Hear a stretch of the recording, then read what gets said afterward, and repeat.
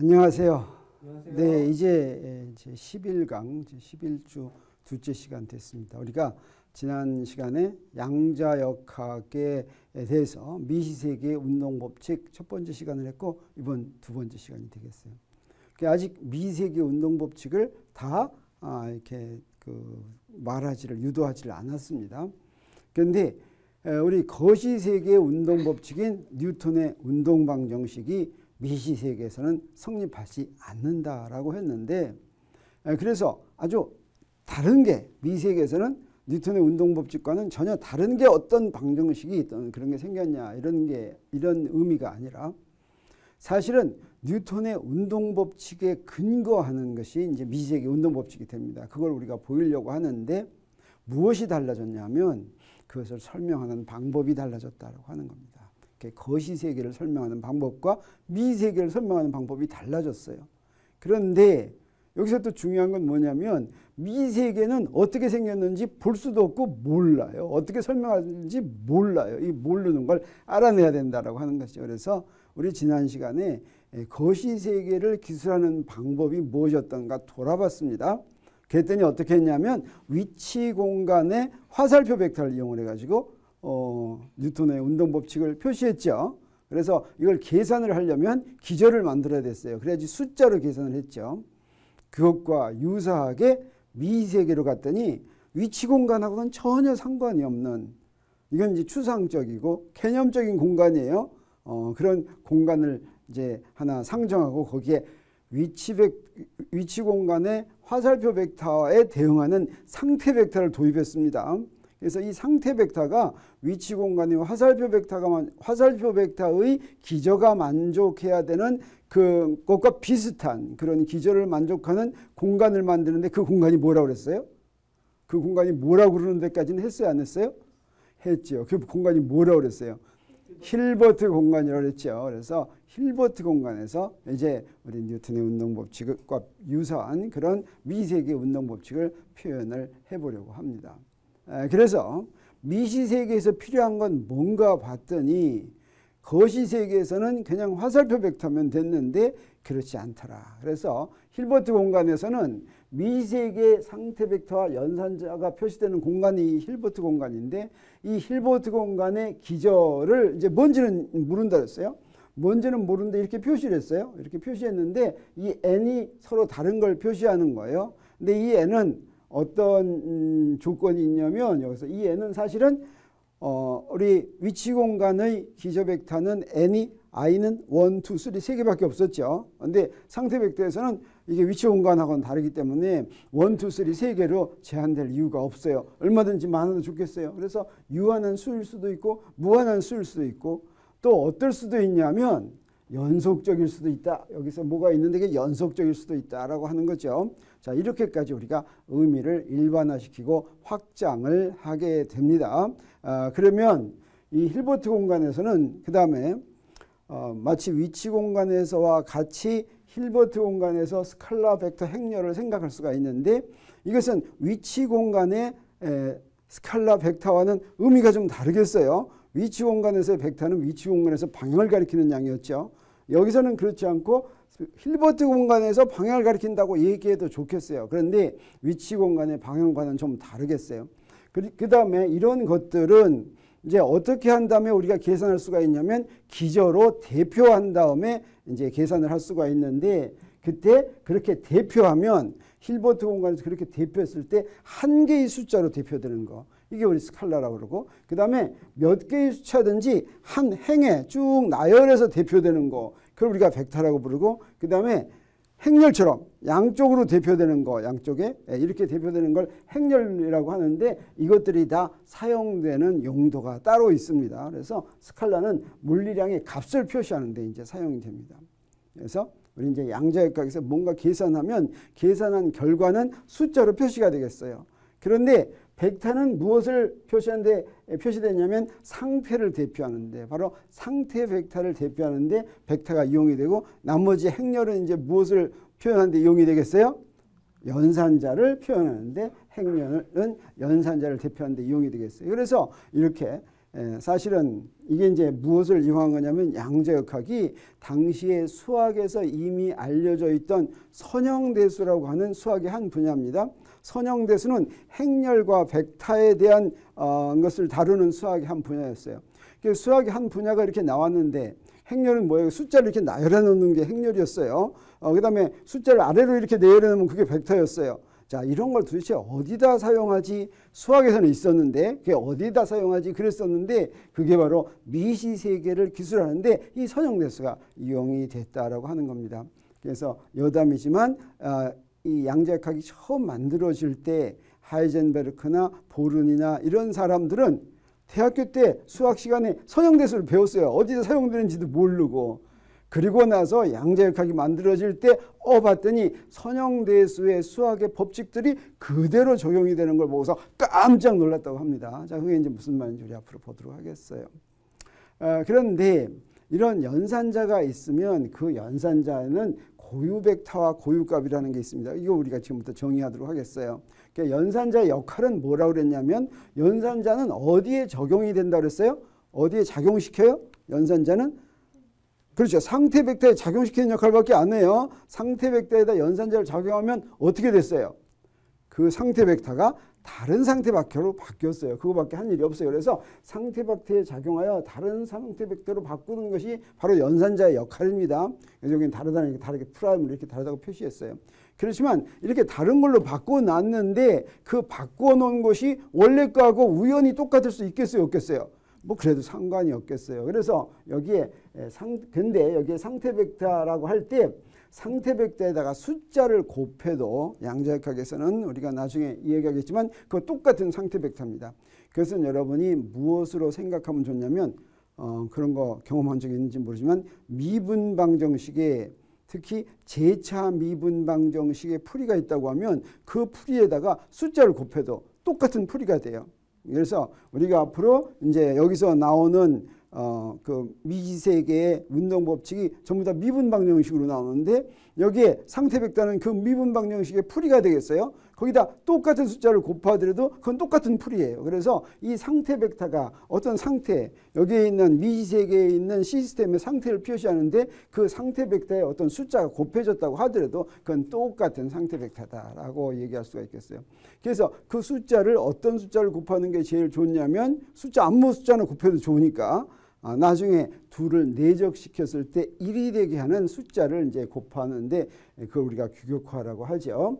자, 그래서 어떤 상태 벡터에 연산자를 작용하여도 그 상태 벡터가 그대로 있을 수 있는데 그대로 이 알파n이 그대로 남아있다고 얘기할 때 여기 숫자 하나 곱해도 똑같은 거니까 여기 어떤 숫자 곱한 것으로 그대로 남아있어도 똑같은 상태 벡터가 이렇게 나온다라고 얘기할 수가 있습니다.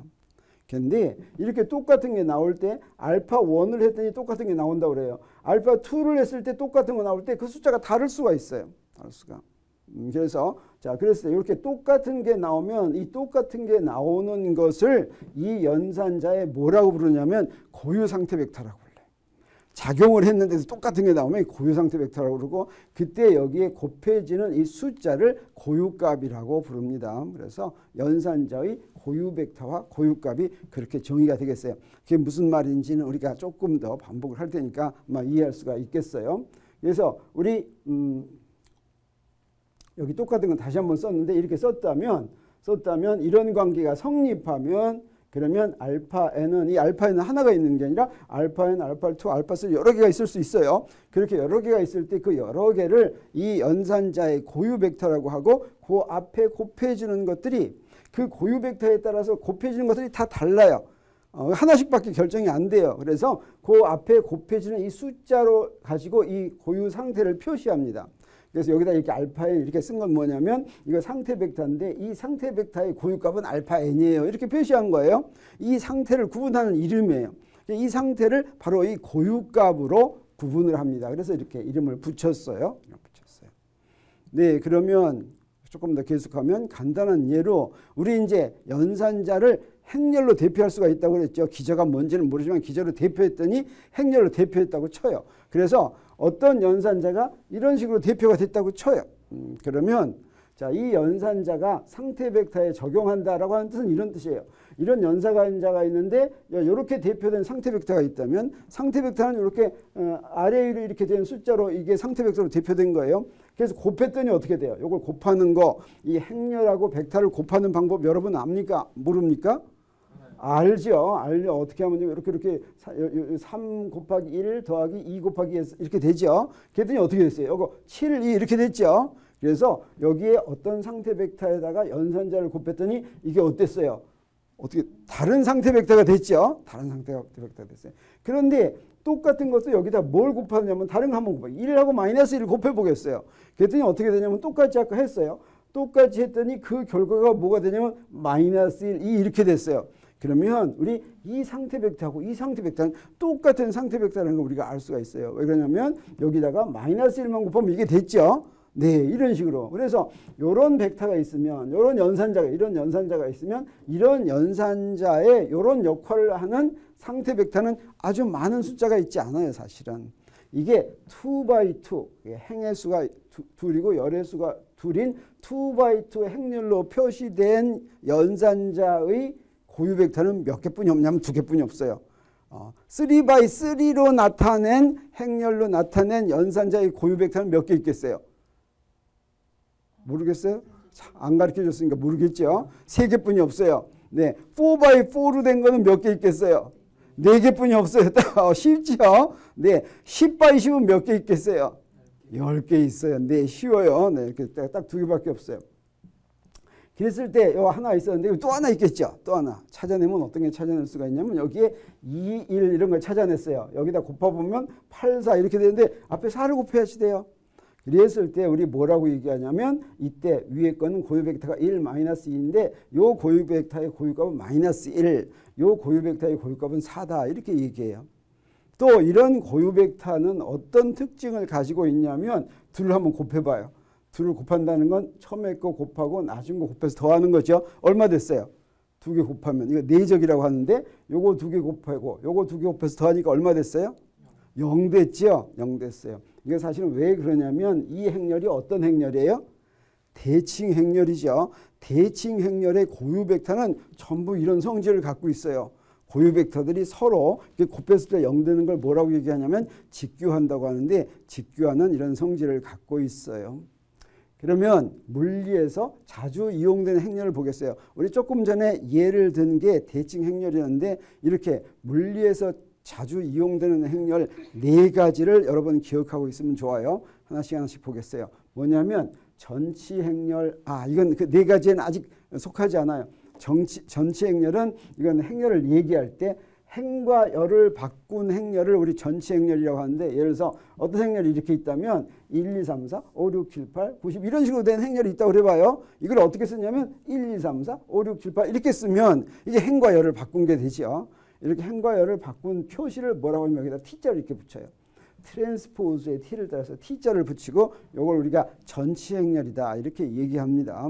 이것은 지금 물리에서 자주 이용되는 행렬에 속하는 것이 아니라 자주 이용되는 행렬을 정의하는 데 필요한 행렬이에요. 전치 행렬. 네.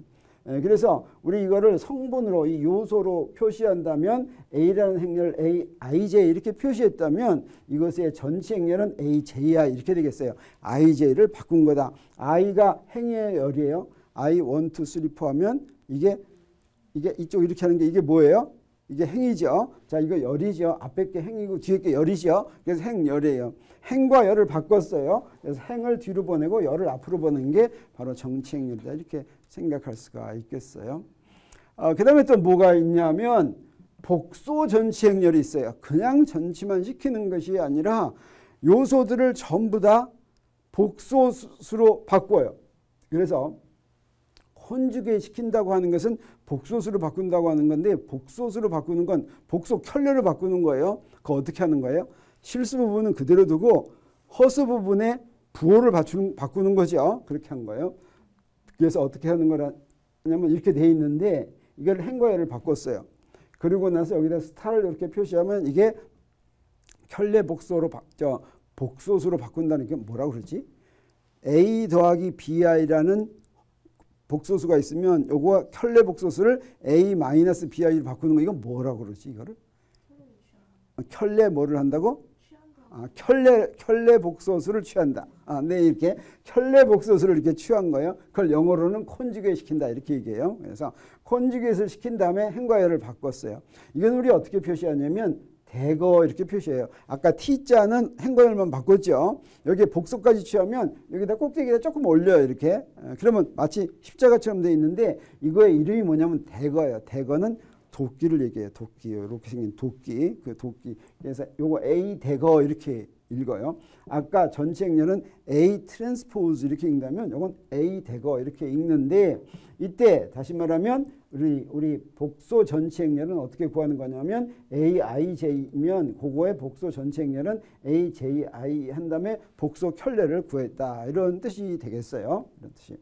그래서 그런데 만약에 A 스타는 A면 이건 무슨 얘기냐면 거기에는 요소들이 전부 실수다라고 하는 거예요.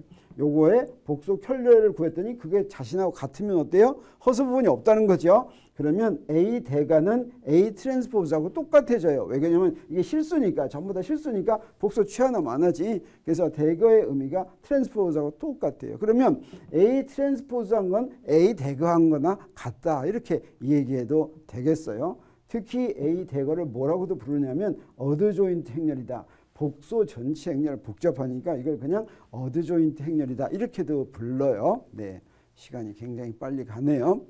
네, 이제 대칭 행렬. 여기서부터 이제 물리에 자주 이용이 되는 행렬이 나오겠어요. 대칭 행렬의 정의는 뭐냐면 여러분 배운 사람도 있을 거예요. 어떻게 되는 거예요?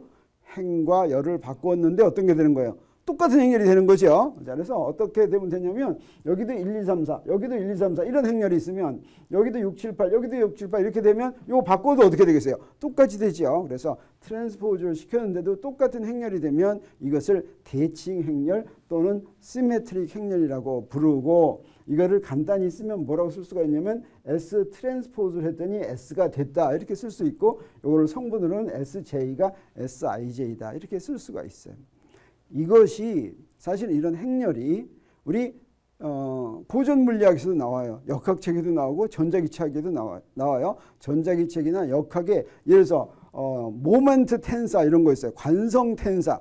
관성 텐사 이렇게 보면 다 어떻게 생겼냐면 이렇게 생겼어요. 대칭 행렬로 생겼어요. 그러니까 물리에서 물리량이 텐서로 표시되면 무조건 전부 다 대칭 행렬로 돼 있다라고 하는 걸 우리 알 수가 있어요. 네.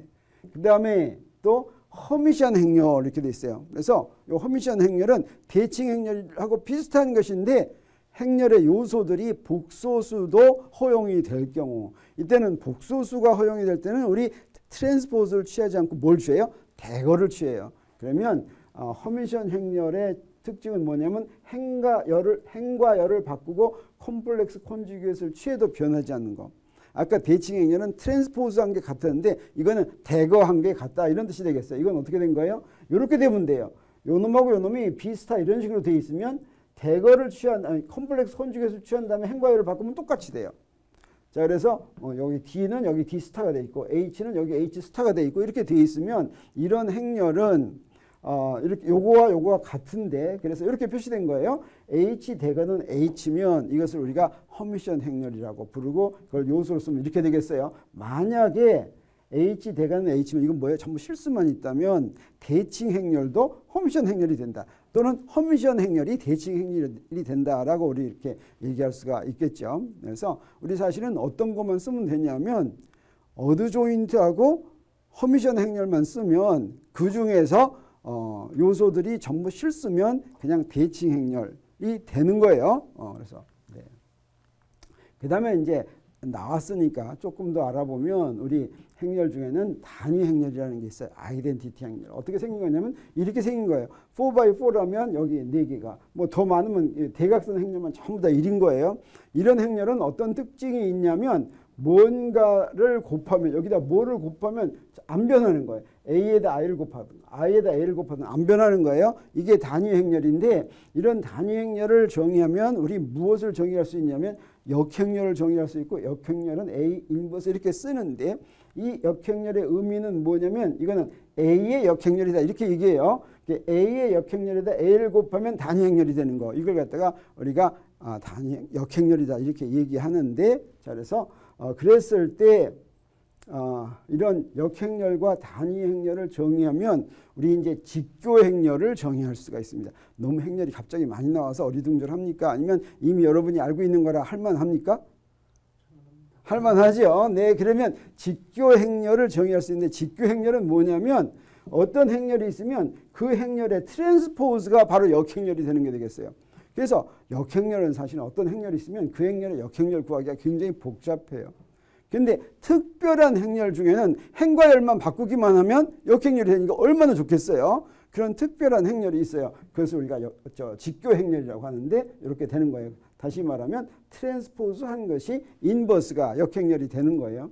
이것과 비슷하게 또 행렬의 요소가 복소수도 되면 무엇을 우리 생각할 수가 있냐면 유니타리 행렬을 생각할 수가 있어요. 유니타리 행렬은 뭐겠어요? 이것은 트랜스포즈가 역행렬이 되는 거. 이건 뭐가 되겠어요? 이건 대거가 인버스가 되는 거예요. 대거가 역행렬이 되는 거. 그러니까 대거만 시키면 역행렬이 되니까 엄청 좋죠. 네, 그런 것을 유니타리 행렬이라고 부르는데, 우리 나중에 이게 지금 당장은 사용 안 되지만 나중에 많이 이용될 거예요. 네, 질문 있으면 얘기하세요. 저 단위 행렬이 연산자라고 볼 수 있나요? 네, 연산자죠. 그래서 상태 벡터 앞에다가 작용할 수가 있으니까 우리 단위 연산자를 그냥 단위 연산자 이렇게 얘기할 수가 있겠어요. 연산자는 단위 연산자를 기저에서 리프리젠트하면 대표시키면 이런 모양이 돼요. 근데 그렇게 되면 네. 이제 저 단위 행렬의 그 n by n 아까 전에 네. 그런 아이겐밸류나 아이겐벡터가 n by n 행렬에 있을 때 n 개가 나온다고 했는데 네. 단위 행렬이 되는 경우는 무한하지 않을까요? 왜 무한합니까? 어떤 값을 넣으면 그게 똑같은 게 무조건 나오니까. 네, 그래서 단위 행렬의 경우에는 고유 벡터 안 구해요. 네, 고유 벡터는 이제 언제 구하냐면 우리 어쩔 때 유용하냐면 허미션 행렬에서만 유용합니다. 이제 그런 데서 유용해요. 요거의 고유 벡터는 사실은 고유값은 전부 다 1이고 고유 벡터는 요것도 딱 n개 있어요. 요 고유 벡터는 어떤 거냐면 1, 0, 0, 0, 0, 1, 0, 0, 0. 그게 고유 벡터예요, 사실은 요놈에. 그놈 하면 거기 또 나와요. 네. 자, 그랬을 때 우리 이제 행렬의 여러 가지 종류를 공부했는데, 연산자의 종류의 이름에 우리가 방금 사용한 그 이름을 여기다 그대로 씁니다. 그래서 연산자에 시메트릭 연산자, 허미시안 연산자, 오소고날 연산자, 유니타리 연산자가 있다 이렇게 얘기를 해요. 자, 이런 건 뭐 하는 데 쓴 거냐면 행렬을 얘기하는 데 쓴 거죠. 이 행렬을 얘기하는 데 쓴 데다가 연산자에다 그대로 얘기해요. 왜 그러냐면 이것은 연산자를 우리가 계산을 하려면 반드시 어떻게 해서 계산해야 된다 그랬어요? 대표를 시켜야 되죠. 기저를 만들어가지고 대표를 시켜야죠. 이게 대표를 시키면 연산자는 무엇으로 대표된다 그랬어요? 행렬로 대표되죠. 그렇게 대표된 행렬이 무엇이냐? 대칭 행렬이면 그게 대칭 연산자. 그래요. 그러면 기저가 달라지면 대표되는 행렬이 똑같다고 그랬어요? 달라진다 그랬어요? 달라진다고 그랬죠. 근데 어떤 한 기저로 대표했더니 대칭 행렬인데 다른 기저로 대표했더니 대칭 행렬이 안 되면 좋겠어요? 나쁘겠어요? 그래서 바로 어떤 성질이 있겠어요? 어떤 기저로 대표하든지 대칭 연산자를 대표하면 전부 다 대칭 행렬이 되겠어요? 안 되겠어요? 전부 다 돼요. 전부 다. 그런 성질을 갖고 있습니다. 걱정하지 않아도 돼요. 그래서 연산자를 기저로 대표하는 행렬의 종류에 따라 연산자의 종류가 정해지는데, 연산자를 한 기저로 대표한 행렬의 종류는 어떤 다른 기저로 대표한 행렬의 종류와 같다. 일단 대칭 연산자는 모두 다 대칭 행렬로 대표되고, 허미시안 연산자는 어떤 기저로 하든지 허미시안 행렬로 대표가 된다라고 하는 것을 여러분 진짜로 그런지 확인하고 싶어요? 싶지 않아요? 확인하고 싶으면 나중에 하면 돼요. 지금 시간이 없어서 그냥 넘어갑니다. 분명히 되니까 나중에 혼자 공부할 때 확인하고 싶으면 계속 확인하세요. 네. 그래서 물리량에 대응하는 연산자는 허미시안 연산자다. 근데 만약에 요소들이 전부 다 실수면 허미시안 연산자가 바로 무슨 연산자로 했어요? 대칭 연산자라고 그랬죠. 그래서 고전 물리에서는 그냥 우리 역학이나 전자기에서는 호수별로 안 쓰죠. 네, 그때는 대칭 연산자가 바로 물리량에 대응하는데, 양자역학에서는 그 연산자에 나오는 요소가 호수도 막 들어갑니다. 근데 물리에 호수 들어가니까 좀 불안해요? 안 불안해요? 불안하죠. 그렇지만 호수가 안 들어갈 이유가 하나도 없어요. 자, 연산자는 우리가 측정하는 양이 아니에요. 그래서 허수가 안 들어가는 것은 무엇에만 안 들어가냐면 어떤 물리량을 우리가 측정했을 때 이놈의 위치는 무엇이냐고 측정했을 때 이놈의 운동량은 무엇이냐고 측정했을 때 이건 실수가 됩니다. 근데 그렇게 측정한 값을 만드는 데는 무엇과 무엇이 들어가냐면 상태 벡터와 연산자가 들어가는데 이 상태 벡터와 연산자를 대표할 때는 이때는 허수 들어가도 아무 상관이 없어요. 양자역학에는 허수가 막 들어옵니다.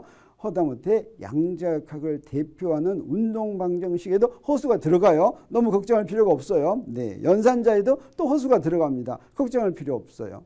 어디만 이제 안 들어가면 돼요? 마지막 물리량, 우리가 측정하는 그 값만 안 들어가면 된다라고 하는 뜻이 되겠어요.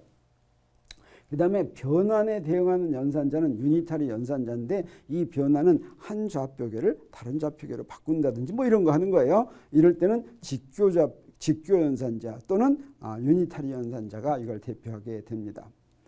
그러면 힐버트 공간에서 이용되는 양들을 보겠어요. 아까도 소개를 했지만 힐버트 공간에서는 넘버하고 상태 벡터 그 다음에 연산자 세 가지가 있는데 우리 앞에서는 따로 설명은 하지 않았지만 상태 벡터를 쓸 때 이렇게도 쓰고 이렇게도 쓰는 걸 봤어요. 이 두 개가 사실은 똑같은 상태를 대표하지만 이것을 대표하는 행렬로 만들었을 때는 다른 게 됩니다.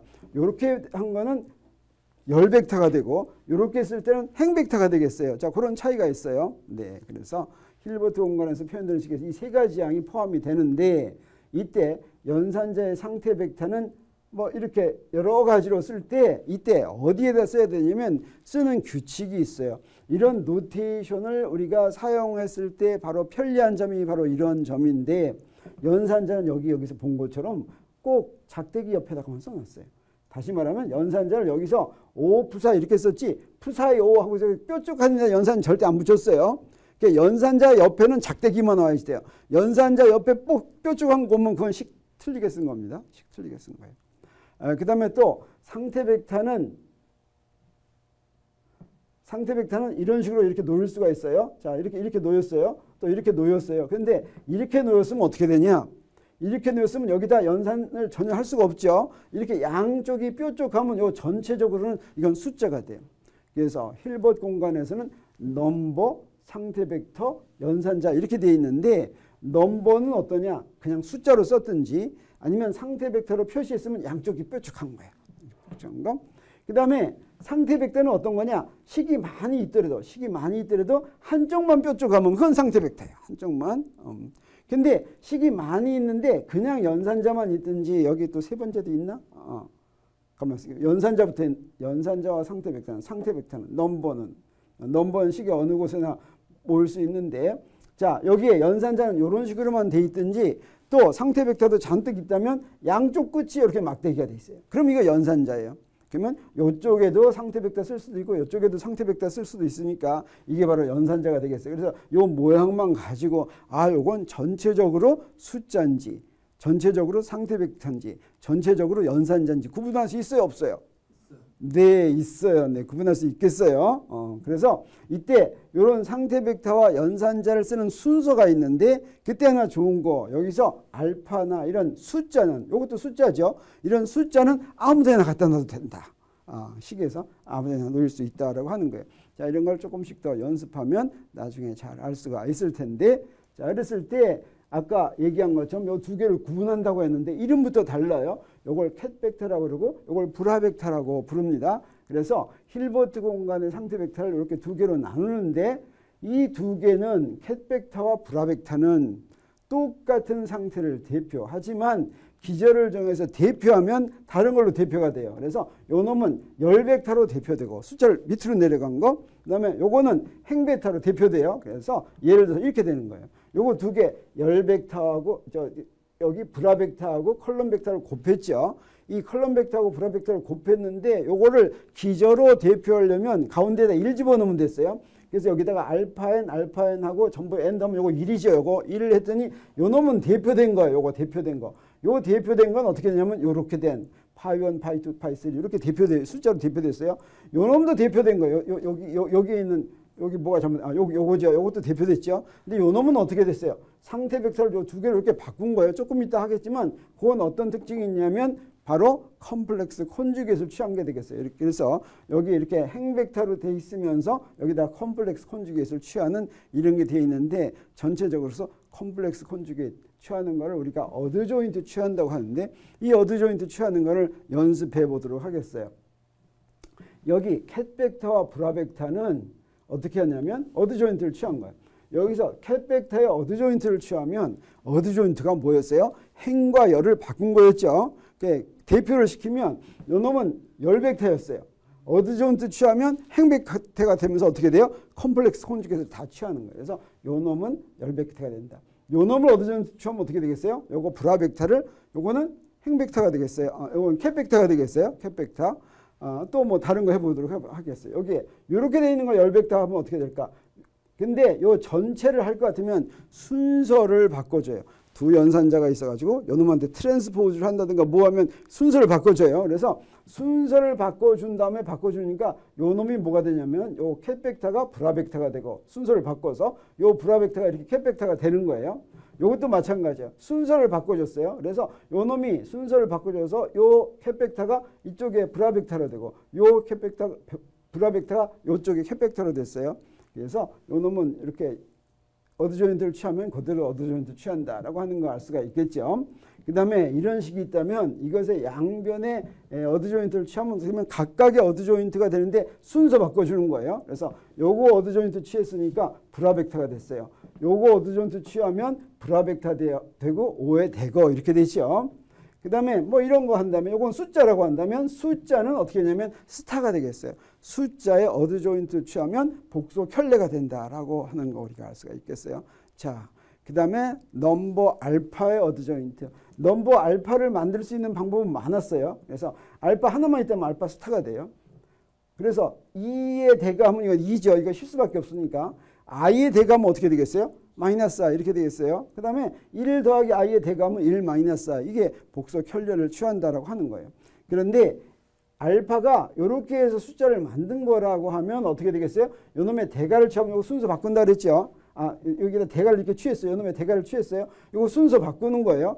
근데 요거 대가를 취하면 요거 전체를 숫자로 하면 복수한 거나 마찬가지니까 요거의 대가는 거기다 그냥 스타 붙인 거나 마찬가지가 됐어요. 스타를 붙인다고 하는 건 대가를 붙이는 거나 마찬가지가 되겠어요. 또 A가 이렇게 3개로 되어 있으면 어떻게 돼요? 요 전체의 대가를 붙이면 순서 바꿔주는 거죠. 요 전체를 대가 붙이면 순서를 바꿔주는 건데 여기다만 대가 붙여주면 되겠어요. 그건 또 전체에 스타 붙여주는 거와 같다다 이렇게 얘기할 수가 있겠어요. 오늘은 시간이 내가 지금 38장이라고 하는데 지금 13장인데 거의 지금 4분의 3이 지나갔는데 이거 어떻게 해야 될지 모르겠어요. 이거 하다가 너무 많으면 좀 중단하고 다음 시간에 계속 하겠어요. 네. 그래서 어드 조인트 취하기 조금 더 하면 연산자 5의 어드 조인트는 어떻게 돼요? 이것도 연산자라고 그랬죠. 어드 조인트 하면 어떻게 하면 되겠어요? 그냥 순서만 바꿔주면 되겠죠. 그 다음에 요런 거 어드 조인트라고 그랬으니까 연산하면 어떻게 돼요? 순서 바꿔주고 여기다 스타 붙여주면 되겠죠. 자, 이런 식으로 하면 되겠어요. 자, 이게 익숙하게 잘 돼야 되겠는데 여러분 이게 새로운 노테이션인데 지금 익숙하게 잘 됩니까? 안 됩니까? 익숙하게 잘 됩니까? 네, 좋았어요. 네, 그러면 여기에 이제 중요한 게 뭐냐면 허미시안 연산자가 되겠어요. 허미시안 연산자는 우리 어떤 연산자라고 그랬어요? 물리량을 대표하는 연산자예요. 근데 이 물리량을 대표하는 허미시안 연산자가 아주 중요한 성질을 가지고 있습니다. 지금 이거 우리가 왜 여기까지 왔냐면 우리 힐버트 공간 표시해가지고 뭔가 잘 하려고 하는데 지금 아직까지 모르고 있는 게 뭐예요? 그렇죠. 힐버트 공간의 기저를 모르고 있어요. 힐버트 공간의 기저가 만족하는 성질이 뭐가 있어야 돼요? 그 기저는 뭘 만족해야 돼요? 오소노멀 프로퍼티를 만족해야 되죠. 네, 그 오소노멀 프로퍼티를 만족하는 힐버트 공간의 기저를 어떻게 알아내는가 하는 게 문제인데 그거의 답을 누가 주냐면 허미시안 연산자가 줍니다. 자, 허미시안 연산자는 뭔지 모르더라도 이런 성질을 갖고 있어요. 뭐냐면 허미시안 연산자의 고유값은 실수다라고 하는 중요한 성질을 갖고 있어요. 그러면 뭐가 좋냐면 이게 물리량하고 대입되는 게 대응되는 게 바로 그렇기 때문에 그래요. 고유값은 사실은 우리가 측정하는 값과 마찬가지입니다. 근데 우리가 물리량에 대해서 측정하면 그건 홀수가 될 수 있다고 그랬어요? 없다고 그랬어요? 없다고 그랬죠. 그래서 허미시안 연산자는 우리가 물리량으로 대표되는 바로 그런 연산자다라고 하는 것을 알 수가 있겠어요. 그래서 허미시안 연산자의 고유값은 실수다라고 하는 게 이 허미시안 연산자가 어떤 물리량에 대한 허미시안 연산자인지 상관없이 항상 일반적으로 수학적으로 허미시안 연산자라면 무조건 그 고유값이 실수라는 거를 증명할 수가 있겠어요? 아니면 너무 복잡해서 증명은 못하겠어요? 아, 간단하게 증명할 수 있어요? 네, 간단하게 증명할 수가 있어요. 어떤 성질을 가지고? 연산자가 허미시안 연산자라는 성질 하나만 가지고. 근데 허미시안 연산자는 성질 요거 하나만 있는 게 아니라 하나가 더 있어요. 뭐냐면 그래서 이 허미시안 연산자의 고유값은 실수다라고 얘기하는 건 뭐냐면 자, 이게 바로 고유값이라는 뜻이에요. 자, 이렇게 표시되면 이게 바로 고유값이고 고유 벡터예요. 그럴 때 만약에 이거면 이런 조건이 만족하면 AN 스타는 A 알파 N이다. 알파 N 스타는 알파 N이다라고 증명할 수 있으면 그러면 허미시안 연산자의 고유값은 실수다라고 하는 걸 우리가 증명하게 되는 게 되겠어요. 또 하나는 뭐냐면 서로 다른 고유값에 대응하는 허미시안 연산자의 고유 벡터는 직교한다. 이 두 가지 성질 때문에 허미시안 연산자가 우리 이제 기저를 만드는데 중요하게 기여하게 되는데 이 말은 무슨 얘기냐면 여기 이렇게 되는 거예요. 자, 서로 다른 고유값에 대응하는 허미시안 연산자. 여기가 한 고유값이 이렇게 있어요. 또 n이 아닌 다른 게 m이 있다고 그래봐요. 그럼 이놈도 고유값을 얘기하는 거예요. 그래서 알파 m은 자, 역시 고유값이고 이놈도 고유값이다라고 하는 거예요. 근데 만약에 알파 n과 알파 m이 다르면 요 고유 벡터하고 요 고유 벡터는 서로 직교한다라고 하는 것은 어때요? 이거 증명할 수 있겠어요? 너무 복잡해 증명할 수 없겠어요? 네, 이것도 증명할 수 있겠어요. 그래서 우리 사실은 여러분은 물리를 전공하지 않는다면 이거 증명하는 것까지는 몰라도 좋지만 이런 성질은 알고 있으면 우리 익숙하게 사용이 될 수가 있겠어요. 그래서 허미시안 연산자의 고유값은 실수라고 하는 것을 실수는 내가 실수했다 이 뜻이 아니죠. 실수는 뭐예요? 리얼 넘버다라고 하는 거예요. 자, 리얼 넘버다 증명해 보도록 하겠어요. 그래서 이걸 갖다 식으로 표시하면 이렇게 되는 거예요. 자, 그래서 여기에 H의 고유 벡터는 알파 n이고 고유값은 알파 n이다. 이걸 일식이라고 하고 요거 양보에는 어드 조인트를 취해요. 우리 아까 어드 조인트 취하는 거 했었죠. 취하면 어떻게 하면 돼요? 취하는 거 하면 요 거꾸로 이렇게 거꾸로 해서 여기다 스타 붙이고 여기도 어드 조인트 취했으니까 알파 n 스타가 됐죠. 알파 n 이렇게 하면 됐어요? 안 됐어요? 돼요? 안 돼요? 알파 n을 여기다 알파 n 스타를 여기다 써야 된다는 사람 있어요? 없어요? 뭐 여기다 써도 되지만 요거는 숫자는 아무 데나 써도 된다 그랬죠. 그래서 이렇게 갖고 왔어요.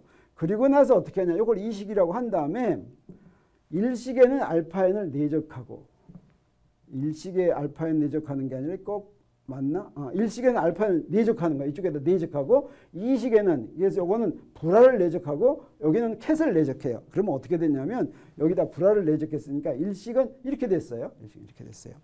그 다음에 이식은 어떻게 됐어요? 이식은 여기다 캣을 내적했으니까 이렇게 됐어요. 이렇게 됐어요. 이렇게 3식, 4식이 나왔는데 우리 여기서 이용할 게 뭐가 있어요? 우리 H는 허미시안 연산자다라고 하는 거 이용하는 거죠. 다시 말하면 요 H 대가는 H하고 똑같다는 거예요. 그래서 허미시안 연산자라는 걸 이용할 것 같으면 이렇게 됐어요. 이게 5식이에요. 따라서 3식하고 5식을 비교하면 좌변이 같죠. 그래서 3식에서 5식을 뺐어요. 5식에서 3식을 뺐어요. 그러면 어떻게 했냐? 좌변은 0이 되고 우변은 이렇게 됐어요. 이렇게 됐어요. 자, 그러면 무슨 일이 벌어지냐면 우리 뭘 아냐면 요 놈은 절대 0이 아니에요. 요거 같은 벡터의 내적인데 요게 0이면 이게 무슨 얘기냐면 A라는 벡터가 있으면 A.A는 0 하면 무슨 일이 벌어져요? 그걸 풀이는 뭐예요? A가 0이에요. 그러면 요거 알파 n이 0이다 그러면 그건 없다라고 하는 거죠. 없는 건 빼야지 돼요. 이게 뭔가 있다면 이건 절대 0이 안 되겠어요. 이게 0이 안 되면 요 두 개를 곱하는 건데 요게 0이 아니면 뭐가 0이어야 돼요? 앞에 게 0이어야 되죠. 그래서 우리 알파 n 스타는 알파 n은 즉 알파 n은 실수다라고 하는 걸 증명했어요. 그래서 허미시안 연산자의 고유값은 실수다. 여러분 확신합니까? 안 합니까? 됐어요. 허미시안 연산자의 고유값은 실수다 하면 됐어요. 자, 그 다음에 다른 고유값에 대응하는 고유 벡터는 서로 직교한다. 그래서 두 고유 벡터가 있는데 알파 m과 알파 n에 대한 고유값 방정식을 쓰겠어요. 이게 고유 벡터이다라고 하는 걸 식으로 쓰면 어떻게 되냐면 이렇게 쓰는 거라고 그랬죠. 자, 이거는 알파 m이 고유 벡터다라는 뜻이 되겠어요. 이건 뭐예요? 알파 n이 고유 벡터다. 여기서 지금 알파 m과 알파 n이 지금 다르다 이런 뜻이 되겠어요. 그럼 이걸 이제 어떻게 하냐면 일식의 양변만 어드 조인트를 취하겠어요. 어드 조인트 취하면 어떻게 돼요? 우리 잘 알죠? 이렇게 해서 어드 조인트 취했어요. 그 다음에 어떻게 해요? 허미시안이라는 거 이용했어요. 허미시안이라는 거 이용해. 그 다음에 아까 이미 증명해 놨어요. 알파 n, 알파 m 이런 건 몽땅 다 어때요? 실수죠. 그럼 우리 뭘 쓸 수가 있어요? 이렇게 바꿔 쓸 수가 있죠. 그래서 우리 삼식은 어떻게 바꿔 써지냐면 이렇게 바꿔 써지겠어요. 삼식. 그래서 이번에는 이제 어떻게 하냐면 이제 여기 내적을 하는데 이 식에는 뭘 내적해요? 알파 m을 내적하고 이 식에는 알파 m 3식 아닌데 이거 내적하는 거 아니에요? 요게 아니라 요 불화를 내적해야 되죠. 알파 m 불화를 내적하고 4식에는 알파 n을 내적하겠어요. 그러면 어떻게 되냐면 5식이 돼요. 2식은 5식이 됐어요. 그 다음에 4식은 뭐가 되냐면 2식 6식이 되는데 가만 보니까 어때요? 좌변이 또 똑같아졌죠. 좌변이 똑같아졌죠. 그래서 이제 빼면 되겠어요. 빼면 어떻게 되냐면 이렇게 됐는데 우리 아까 무엇을 가정했냐면 두 개가 다르다고 그랬어요. 이 두 개 다른 거는 절대 0이 아니죠. 빼도 0이 아니니까 이번엔 뭐가 0이 돼야 되겠어요? 오른쪽에 0이어야 되죠. 이게 무슨 얘기예요? 알파 m과 알파 n을 내적했더니 0이다라고 하는 건 무슨 뜻이에요? 요거는 직교한다 이런 뜻이죠. 그래서 네. 그 처음에 네. 아까 전에 오퍼레이션 3220을 저희가 잡았을 때도 네. 끝에 구한 벡터도 내적하면 이제 값이 0이 나왔잖아요. 네. 그러면 이건 굳이 헐미션 연산자가 아니어도 그 벡터들은 다 내적한다고? 아니죠. 아까 내가 잠깐 얘기했지만 그때 행렬이 어떤 행렬이었냐면 대칭 행렬이었어요. 다시 말하면 그게 허미션 행렬이다 이런 뜻이 돼요. 근데 허미션 행렬이 아닌 경우에도 우연하게 한두 개가 0이 되는 수는 있겠어요. 그죠? 우리 증명한 건 뭐냐면 허미션 행렬이면 또는 행렬 요소들이 전부 실수인 대칭 행렬이면 모든 고유 벡터들이 서로 직교한다. 뭐가 다르면? 고유값이 다르면. 고유값이 같은 경우에는 조금 얘기가 달라져요. 네. 고유값이 다르면 직교 안 할 수도 있지만 이건 직교하게 만든다는 이렇게 좀 복잡해지는데 고유값이 다 다르면 반드시 0이 된다라고 하는 걸 우리가 알 수가 있어요. 자, 그러면 이제 힐버트 공간의 기저 때문에 이 문제를 다뤘는데 여기서 우리 직교성, 우리 허미시안 연산자의 서로 다른 고유값에 대응하는 고유 벡터는 직교한다. 그래서 이게 성립했죠. 성립했어요. 이게 바로 오소노멀 프로퍼티 중에 하나예요. 자, 알파 m, 알파 n은 뭐 해야지 오소노멀 프로퍼티예요? 델타 nm 그래야 되는 거죠. 그래서 서로 다르면 어때요? 0 됐죠. 같으면 뭐 돼야지 돼요?